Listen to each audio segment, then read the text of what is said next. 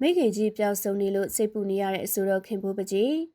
အမေပြောင်းနေလို့စိတ်ပူနေရတာကမြန်မာတန်စင်တေးသချင်းတွေနဲ့တရားဓမ္မသချင်းတွေကိုကြည်လီအေးမြတဲ့အတန်ပိုင်ရှင်အဖြစ်တည်ဆူပူဇော်တတ်တဲ့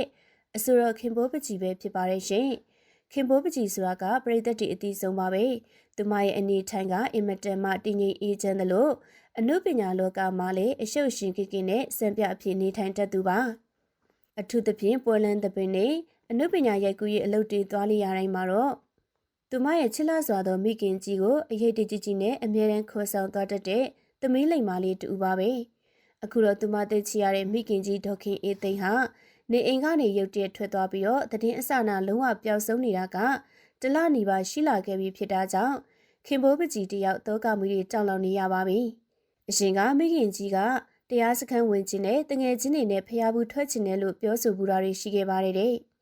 အထူးသဖြင့်ဒီလပိုင်းတွေမှာတော့အမေဖြစ်သူကျမ်းမာရေးတိတ်မကောင်းတာကြောင့်သမီးဖြစ်သူနဲ့ပွဲတွေအတူတူမလိုက်ဖြစ်တော့ပဲ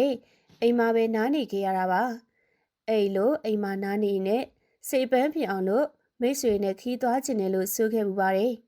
မိခင်ကြီးစတင်ထွက်သွားတဲ့နေရာစပြီးတော့မိသားစုဝင်တွေကလည်းအပန်းဖြေခီးသွားတယ်လို့ထင်မှတ်ပြီးတော့တရက်နုံနုံနှစ်ရက်နုံနုံနဲ့အိမ်ပြန်အလာကိုပုံမှန်လိုပဲမျိုးလင့်ဆောင်စားနေခဲ့ကြတာပါဒါပေမဲ့နှစ်ပတ်ကျော်လောက်ကြာလာတဲ့အခါမှာတော့အချင်းကြီးကပုံမှန်မဟုတ်တော့ဘူးဆိုတာကိုသမီးဖြစ်သူခင်ပိုးပကြီးကစတင်သတိထားမိလာပါတော့တယ်။စစပိုင်းဖုန်းဆက်ကြည့်တဲ့အခါမှာတော့ဖုန်းဝင်ပေမဲ့လုံးဝကန်ချင်းမရှိခဲ့ပါဘူးတဲ့။ Facebook ကနေဆက်သွယ်ကြည့်တော့လေအကြည့်ဖြစ်နေပေမဲ့စာပြန်ပို့တာမျိုးလုံးဝမရှိခဲ့ပါဘူး။အစကတော့တရားရိပ်တာရောက်နေလို့ဖုန်းမကင်တာနေမှာပါဆိုပြီးတော့အပြုတ်သဘောနဲ့ပဲတွေးခဲ့ပေမဲ့နောက်ပိုင်းမှာတော့စက်တိုက်ခေါ်ကြည့်တဲ့အခါမှာတော့ဆက်သွယ်မှုအရိယာပြင်ပဆိုတာမျိုးတွေဖုံးပိတ်ထားတဲ့ဆိုတာမျိုးတွေပဲစက်တိုက်ကြုံလာရပါတော့တယ်ဒီအချိန်မှာတော့မိသားစုတစ်ခုလုံးကဘာလို့ဘာကြံရမှန်းမသိလောက်အောင်ပဲစိုးရိမ်ထိတ်လန့်လာကြရပါတော့တယ်အဖေဖြစ်သူကိုရောသမီးတွေကိုပါဘာမှမပြောဘဲနဲ့ဒီတိုင်းကြီးအဆက်အသွယ်ဖြတ်သွားတာဟာတခုခုများအန်ဒီရဲ့ကြုံနေရပြီလားဆိုပြီးတော့အဆိုးဆုံးအခြေအနေထိလဲတွေးပူလာရပါတော့တယ်ခင်ဘောပကြီးအထူးအလေးပေးရှင်းပြထားတာကတော့မိသားစုပြဿနာကြောင့်အိမ်ပေါ်ကဆင်းသွားတာမျိုးလုံးဝမဟုတ်ဘူးဆိုတာပါပဲအိမ်ကမိသားစုဝင်တွေတယောက်မှမိခင်ကြီးကိုစိတ်ပင်ပန်းအောင်မလုပ်ခဲ့ဘူးသလိုအဖေဖြစ်သူနဲ့လည်းရန်ဖြစ်ထားတာမျိုးလုံးဝမရှိပါဘူးတဲ့သမီးတွေကလည်းအမေဖြစ်သူကိုအကောင်းဆုံးနေဖန်တီးပေးပြီးတော့စိတ်ချမ်းသာအောင်ထားတတ်ကြပါတယ်ပတ်စံလိုရင်ပတ်စံစိတ်ချမ်းသာအောင်ထားကြပါတယ်ပတ်စံလိုရင်ပတ်စံလိုချင်တာမှန်သမျှကိုတတ်နိုင်သလောက်အပြည့်အဝဖြည့်ဆည်းပေးခဲ့ကြတာပါ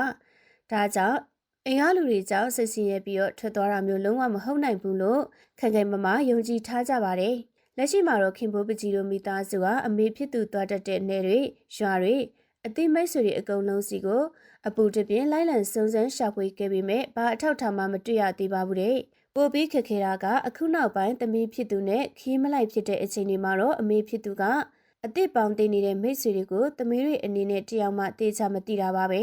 အရှင်ကလည်းမိခင်ကြီးစီကနေပတ်စံလင်းလဲသွားတဲ့သူတွေရှိခဲ့ပြီးတော့ခင်ဘောပကြီးကိုယ်တိုင်ကဝင်ရှင်ပေးခဲ့ရတာမျိုးတွေရှိခဲ့ပူပါတယ်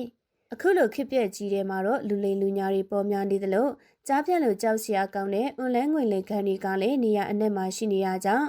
အသက်အရွယ်ကြီးနေပြီဖြစ်တဲ့မိခင်ကြီးအတွက်တွေးလေစိတ်ပူလေးဖြစ်နေရပါတော့တယ်။သမီးဖြစ်သူခင်ဖိုးပကြီးဟာမိခင်ကြီးကိုစိတ်ပူရလွန်းလို့လက်ရှိမှာတော့သူမကိုယ်တိုင်လည်းကျန်းမာရေးအတွက်ထိခိုက်ပြီးတော့အတော်လေးကိုမှစိတ်ဆင်းရဲတော့ကရောက်နေရရှာပါတယ်။ဒါကြောင့်လူရလူကြောင့်ဆိုရှယ်မီဒီယာကနေတဆင့်ပရိသတ်တွေကိုအကူအညီတောင်းခံလာခဲ့တာပဲဖြစ်ပါတယ်။ဟုတ်ကဲ့ပါရှင်ဗီဒီယိုကိုအဆုံးထိနားဆင်ပေးနေကြတဲ့ချစ်ပရိသတ်များအားလုံးခင်ဖိုးပကြီးရဲ့မိခင်ကြီးအမြန်ဆုံးပေးကနဲ့သမီးလေးရဲ့ရင်ခွင်ထဲကိုပြန်ရောက်လာနိုင်ဖို့အတွက်လည်းပရိသတ်တွေကြားကဝိုင်းဝန်းပြီးတော့ဆုတောင်းပေးကြပါအောင်နော်။